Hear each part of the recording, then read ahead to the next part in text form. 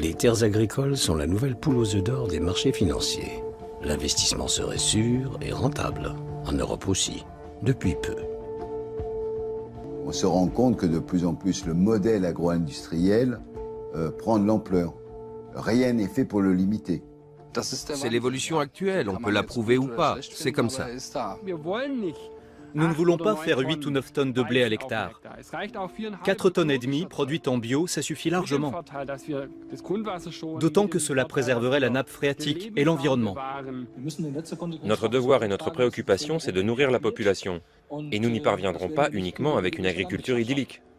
Mais bon, le risque, c'est que si un jour il n'y a que des grosses fermes, des 500, 600 hectares, un jeune comme moi qui est hors cadre agricole ou même cadre agricole, ne pourra pas s'installer. Des vaches qui pèsent dans les prés, des poules qui vivent en plein air, du lait, des œufs et du blé, produits par des paysans locaux, c'est l'agriculture d'hier. La tendance actuelle prend la direction opposée.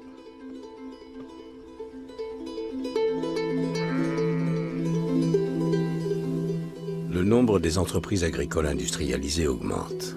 Ils sont de moins en moins d'agriculteurs et cultivent des surfaces de plus en plus grandes. La mécanisation du travail réduit les coûts de production. Notre modèle agricole n'est plus déterminé par les paysans, mais par des spéculateurs et les acteurs de l'agro-industrie. Si la tendance perdure, c'est eux qui décideront peut-être bientôt du contenu de nos assiettes.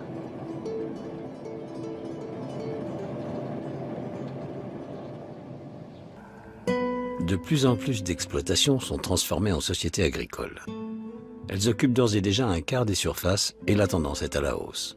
Or, face à des sociétés, le droit de préemption de la SAFER est réduit. Les pouvoirs de cette police du sol s'en trouvent diminués.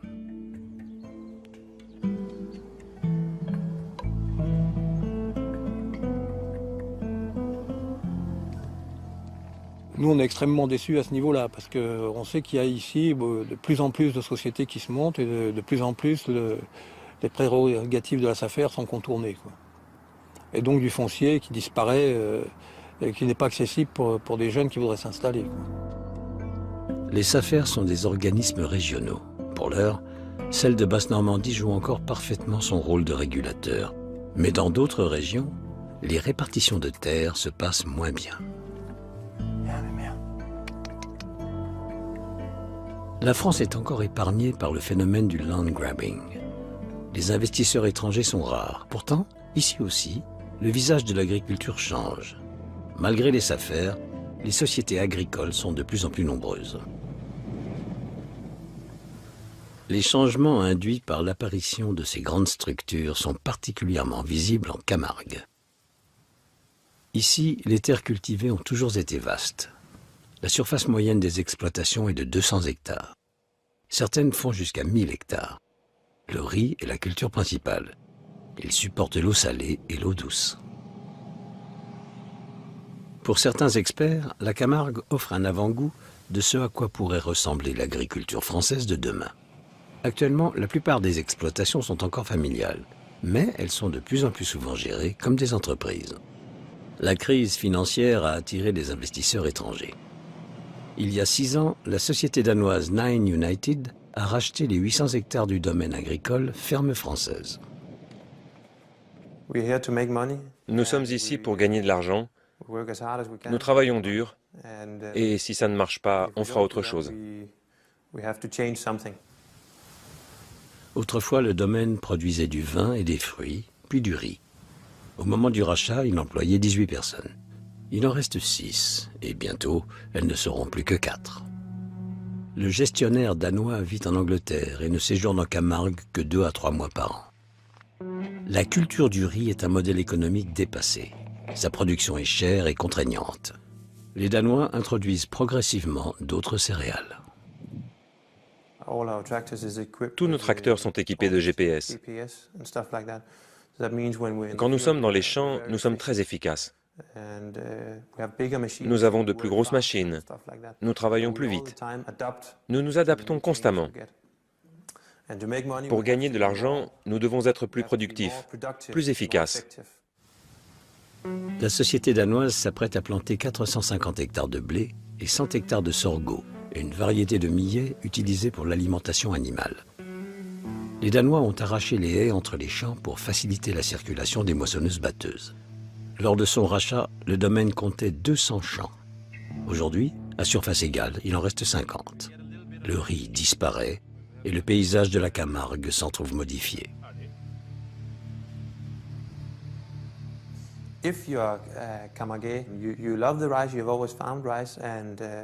Quand on est né en Camargue, on aime le riz. On l'a toujours cultivé. C'est ce qu'on sait faire. Et on continuera à cultiver du riz. Moi, je pense en termes de profit. Compte tenu de mon expérience dans d'autres régions, je pense qu'on peut obtenir de meilleurs rendements en changeant de culture. Et donc il faut le faire. La course au profit ne laisse aucune place aux spécificités régionales. Casper Roulieu n'est pas inquiet pour l'avenir. Quand le domaine ne rapportera plus rien, il le revendra. La France envisage de diviser par 2 les subventions pour le riz. Jusqu'à présent, les producteurs touchaient 800 € par hectare. L'entreprise danoise a réagi à ce projet avec pragmatisme, en divisant par 2 sa production de riz. Pour le jeune dirigeant, les subventions de l'Union européenne n'ont pas que des avantages.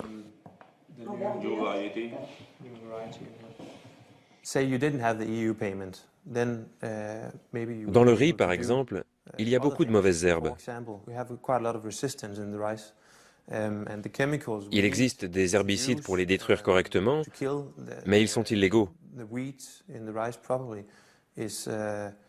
Or, nous sommes tenus de n'employer que des produits agréés, ce qui rend la culture du riz difficile.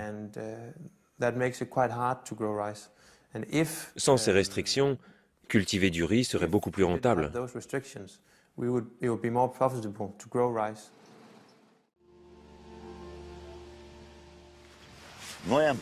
Nous avons vécu une belle époque. Mais les choses ont changé. C'est fini tout ça. La situation est absurde. La concentration des terres amorcée sous le régime socialiste se poursuit avec le capitalisme. Les zones cultivables ne cessent de s'étendre. Les paysans perdent leurs terres. L'agriculture s'industrialise. La propriété foncière ne profite qu'à une minorité. La population se contente d'emplois salariés.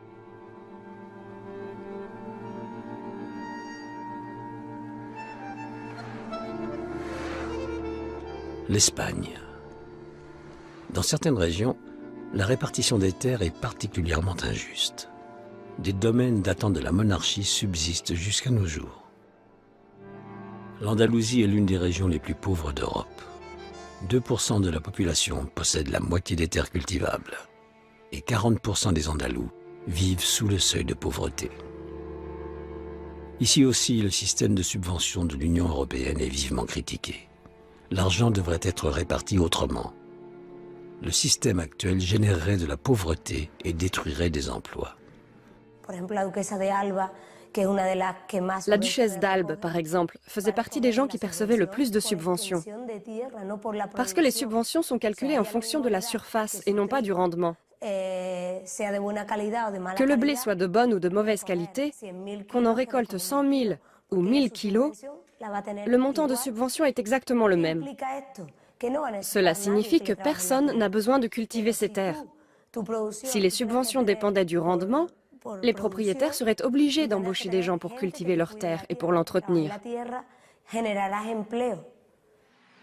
Le village andalou de Marinaleda tente de répartir le travail et le profit plus équitablement. À la fin des années 70, les travailleurs journaliers ont occupé le domaine d'un aristocrate. Après plusieurs évacuations de force, le gouvernement andalou a fini par exproprier l'aristocrate. Depuis, les habitants gèrent les 1200 hectares comme une coopérative. Dans les années 70, Esperanza Saavedra était encore une enfant. Elle est aujourd'hui adjointe au maire. En tant que propriétaire terrien, ton but est de gagner de l'argent pour toi. L'objectif du syndicat et celui de Marina Leda va à l'encontre des intérêts des grands propriétaires terriens. Notre but est de générer de l'emploi pour pouvoir vivre dignement. Et les bénéfices, nous les réinvestissons dans l'amélioration des conditions de travail. Les 2700 habitants prennent toutes les décisions importantes en assemblée générale. Les investissements sont eux aussi choisis collectivement. Marina Leda mise avant tout sur des produits qui nécessitent beaucoup de main-d'œuvre. Artichauts, paprika, haricots. Les dernières olives arrivent pour le triage et le pressage. Pendant la récolte, presque tout le village est au travail. Les profits sont modestes, le salaire journalier est de 47 €. Et tout le monde gagne la même chose, même l'adjointe au maire. Mais à Marina Leda, le coût de la vie est faible.